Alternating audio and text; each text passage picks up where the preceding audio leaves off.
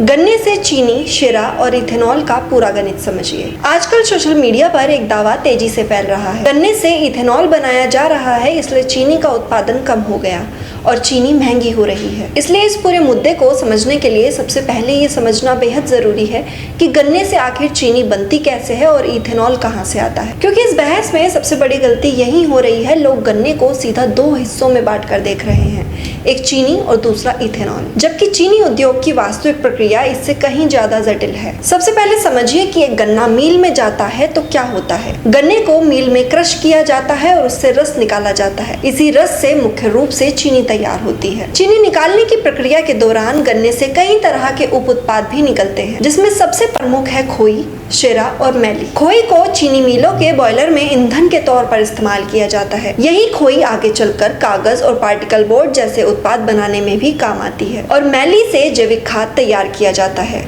और फिर आता है शीरा, जो इस पूरी इथेनॉल बहस का सबसे महत्वपूर्ण हिस्सा है। आखिर शीरे का इस्तेमाल क्या है? पहले शीरे का इस्तेमाल मुख्य रूप से शराब और औद्योगिक स्पिरिट बनाने में होता था, लेकिन शराब और स्पिरिट की मांग इतनी नहीं थी कि चीनी उद्योग से निकलने वाले पूरे शीरे का आर्थिक रूप से बेहतर इस्तेमाल हो सके। यानी चीनी के बाद निकलने वाला यह उप उत्पाद कई बार मिलों के लिए समस्या भी बन जाता था। इसी जगह इथेनॉल ने पूरी तस्वीर बदल दी। इथेनॉल कोई अचानक पैदा हुई चीज नहीं है। भारत में इसका इस्तेमाल पेट्रोल में मिलाने के लिए धीरे धीरे बढ़ाया गया और इसके पीछे बकायदा एक राष्ट्रीय नीति बनाई गई। आखिर भारत में पेट्रोल में इथेनॉल मिलाने की शुरुआत कब हुई? भारत में इथेनॉल ब्लेंडेड पेट्रोल यानी ईबीपी प्रोग्राम को 2003 में कुछ क्षेत्रों में शुरू किया गया था, लेकिन इसका बड़े पैमाने पर विस्तार बाद के वर्षों में हुआ। 2018 की नेशनल बायोफ्यूल पॉलिसी ने इस कार्यक्रम को नई दिशा दी। शुरुआत में सरकार का लक्ष्य था कि पेट्रोल में इथेनॉल की हिस्सेदारी लगातार बढ़ाई जाए। 2014 में पेट्रोल में इथेनॉल की ब्लेंडिंग केवल 1% थी। इसके बाद यह लगातार बढ़ी। 2018 से 2019 में करीब 5%, 2020 से 2021 में 8%, 2021 से 2022 में 10%। और अगर बात करें आगे के वर्षों की तो 2023 से 2024 में 14%, 2024 से 2025 में 19% और अब लक्ष्य 20% यानी E20 तक पहुंच चुका है। सरकार ने पहले E20 का लक्ष्य 2030 रखा था, लेकिन बाद में इसे आगे बढ़ाकर इथेनॉल सप्लाई ईयर 2025 से 2026 कर दिया गया। यानी E20 कोई अचानक लिया गया फैसला नहीं है। भारत पिछले एक दशक से इस दिशा में आगे बढ़ रहा था। लेकिन यही एक जरूरी बात है, इथेनॉल सिर्फ शीरे से नहीं बनता। ये एक तथ्य है जिसे सोशल मीडिया की बहस में अक्सर छोड़ दिया जाता है। इथेनॉल बनाने के लिए केवल शीरा यानी मोलेसिस का इस्तेमाल नहीं होता।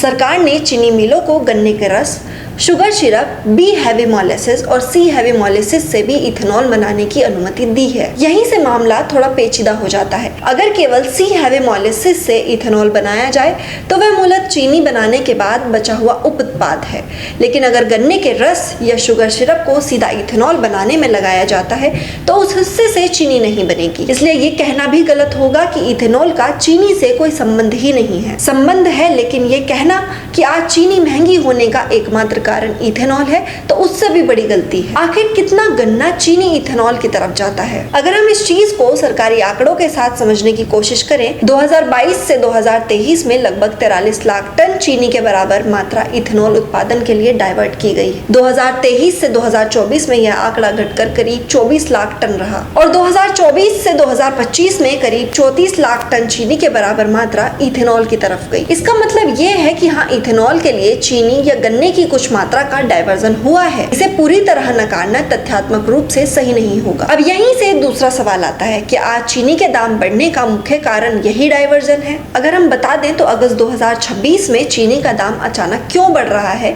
यहाँ वर्तमान आंकड़े बेहद महत्वपूर्ण हैं। सरकारी आंकड़ों के अनुसार 20 जुलाई 2026 को चीनी की कीमत करीब 48 रुपए प्रति किलो थी। 20 अगस्त 2026 तक यह बढ़कर करीब 55 रुपए प्रति किलो हो गई। यानी लगभग एक महीने में कीमत में करीब 7 रुपए प्रति किलो यानी लगभग 16% की वृद्धि हुई। अब सवाल है कि इतनी तेजी क्यों? इसका जवाब सिर्फ इथेनॉल नहीं है। चीनी बाजार में इस समय कई चीज एक साथ काम कर रही हैं। पहला कारण है चीनी का उत्पादन कम हुआ।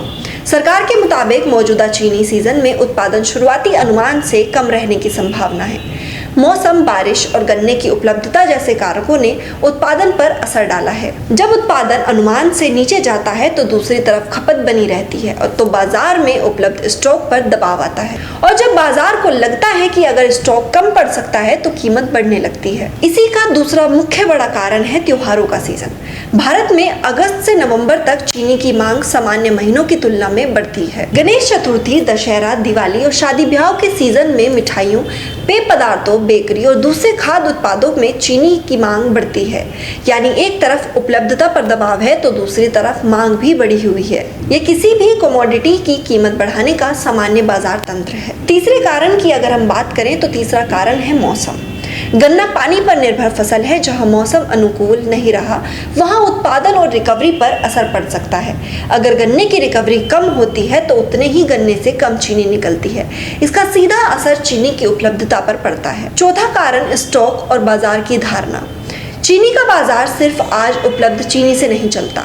व्यापारी और बड़े खरीदार यह भी देखते हैं कि आने वाले महीनों में कितनी चीनी उपलब्ध होगी।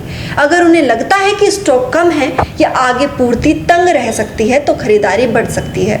इसी वजह से सरकार ने हाल में स्टॉक होल्डिंग पर भी कदम उठाए हैं। सितंबर से नवंबर 2026 के दौरान बड़े थोक उपभोक्ताओं के लिए स्टॉक रखने की सीमा भी तय की गई है। पांचवा कारण निर्यात और आयात की नीति। भारत दुनिया के बड़े चीनी उत्पादकों में से एक है। जब देश में उत्पादन अच्छा होता है तो निर्यात की संभावना बढ़ती है, लेकिन जब घरेलू बाजार में उपलब्धता पर दबाव आता है तो सरकार निर्यात को नियंत्रित कर सकती है और जरूरत पड़ने पर आयात पर विचार कर सकती है। अभी सरकार घरेलू कीमतों को नियंत्रित करने के लिए सीमित शुल्क मुक्त आयात जैसे विकल्पों पर भी विचार कर रही है। इससे साफ है कि समस्या सिर्फ इथेनॉल की तो नहीं है। तो क्या इथेनॉल का चीनी की कीमत से कोई लेना देना नहीं है? ऐसा कहना भी सही नहीं होगा। लेना देना है, क्योंकि जब गन्ने के रस या शुगर सिरप को सीधा इथेनॉल बनाने में इस्तेमाल किया जाता है तो उसकी मात्रा से चीनी नहीं बनती। सरकार खुद मानती है कि इथेनॉल उत्पादन के लिए चीनी की कुछ मात्रा डाइवर्ट की जाती है। इसलिए अगर कोई कहता है कि इथेनॉल और चीनी के बीच बिल्कुल कोई संबंध नहीं है तो वह भी अधूरी बात कर रहा है। लेकिन दूसरी तरफ ये कहना कि चीनी महंगी होने का पूरा कारण सिर्फ इथेनॉल है तो यह भी डेटा से साबित नहीं होता, क्योंकि इस समय सरकार खुद कीमतों में बढ़ोतरी के पीछे कम उत्पादन और दूसरे बाजार परिस्थितियों को प्रमुख कारण बता रही है। एक और महत्वपूर्ण तथ्य इथेनॉल ने चीनी मिलों को क्या दिया, इसे समझना बहुत जरूरी है। चीनी उद्योग लंबे समय से किसानों के गन्ने का भुगतान, चीनी के दाम, अंतर्राष्ट्रीय बाजार और मिलों की आर्थिक स्थिति जैसी समस्याओं से जूझता रहा है। इथेनॉल ने चीनी मिलों को एक अतिरिक्त रेवेन्यू स्ट्रीम दिया। अब मिल के पास सिर्फ चीनी बेचकर कमाई करने का विकल्प नहीं है। वह शीरे से इथेनॉल बना सकती है, खोई से ऊर्जा और दूसरे उत्पाद बना सकती है, मैली से खाद बनाई जा सकती है। यानी गन्ने के लगभग हर हिस्से को आर्थिक मूल्य देने की कोशिश हो रही है। इसलिए इथेनॉल नीति को केवल चीनी कम करने की नीति कहना भी सही नहीं है। अगर इथेनॉल बंद कर दिया जाए तो क्या चीनी 100 रुपए प्रति किलो हो जाएगी? ये दावा भी सावधानी से समझना चाहिए। ये कहना कि इथेनॉल बंद होते ही चीनी 100 रुपए प्रति किलो हो जाएगी कोई स्थापित आर्थिक तथ्य नहीं है। इसी तरह ये कहना कि इथेनॉल बंद कर दो तो चीनी तुरंत सस्ती हो जाएगी भी सही नहीं है। चीनी की कीमत कई चीजों से तय होती है। गन्ने का भाव, गन्ने की उपलब्धता, रिकवरी, चीनी उत्पादन, स्टॉक, घरेलू मांग, निर्यात, आयात, सरकारी नियंत्रण, मौसम और वैश्विक बाजार। इथेनॉल इसमें से एक महत्वपूर्ण फैक्टर है, लेकिन पूरी इक्वेशन नहीं है। आगे चीनी के दाम कहां जा सकते हैं ये कोई भी दुकानदार या फिर कोई ईमानदार व्यक्ति पक्की कीमत नहीं बता सकता। लेकिन मौजूदा परिस्थितियों को देखें तो आने वाले महीनों में चीनी की कीमत पर दो विपरीत ताकतें काम करेगी। एक तरफ त्योहारों के कारण मांग बढ़ सकती है और कम स्टॉक कीमतों को ऊपर रखा जा सकता है। दूसरी तरफ सरकार कीमतों को नियंत्रित करने के लिए कई कदम उठा रही है, जैसे स्टॉक सीमा, घरेलू रिलीज और जरूरत पड़ने पर आयात। अगर सरकार पर्याप्त चीनी बाजार में उपलब्ध करा देती है तो कीमत में तेजी कुछ हद तक कम हो सकती है। लेकिन अगर उत्पादन और स्टॉक पर दबाव बना रहा तो त्योहारी सीजन में कीमतें ऊंची बनी रह सकती हैं। और भविष्य में इथेनॉल का क्या होगा? भारत के लिए इथेनॉल अब केवल चीनी उद्योग का मामला नहीं है, यह एनर्जी सिक्योरिटी का भी मामला है। भारत पेट्रोलियम की बड़ी मात्रा आयात करता है। पेट्रोल की कुल आवश्यकता में कुछ हिस्सा घरेलू रूप से उत्पादित जैव ईंधन में पूरा किया जा सकता है। इसी वजह से सरकार ने इथेनॉल उत्पादन की क्षमता को बड़े पैमाने पर बढ़ाया है। अक्टूबर 2025 तक यह बढ़कर करीब 1953 करोड़ लीटर हो चुकी थी। यानी यह कोई छोटी मोटी नीति नहीं है। भारत ने इसके लिए पूरी औद्योगिक क्षमता खड़ी की है और अब एक और महत्वपूर्ण बदलाव होने जा रहा है। भविष्य में इथेनॉल के लिए सिर्फ गन्नों पर निर्भर रहने के बजाय अनाज और मल्टी फीड स्टॉक की तरफ भी बढ़ने की कोशिश हो रही है। इससे चीनी और इथेनॉल के बीच का दबाव कुछ कम किया जा सकता है। तो आखिर निष्कर्ष क्या है? निष्कर्ष बहुत सीधा है। ये कहना गलत है कि इथेनॉल बन रहा है इसलिए चीनी महंगी हो रही है, लेकिन ये कहना भी गलत होगा कि इथेनॉल का चीनी की उपलब्धता पर कोई प्रभाव नहीं पड़ता।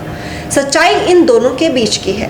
गन्ने का मुख्य उद्देश्य चीनी बनाना है, लेकिन गन्ने से निकलने वाले उप उत्पादों विशेषकर शीरे का इथेनॉल उत्पादन में इस्तेमाल चीनी उद्योगों के लिए आर्थिक रूप से महत्वपूर्ण बन चुका है।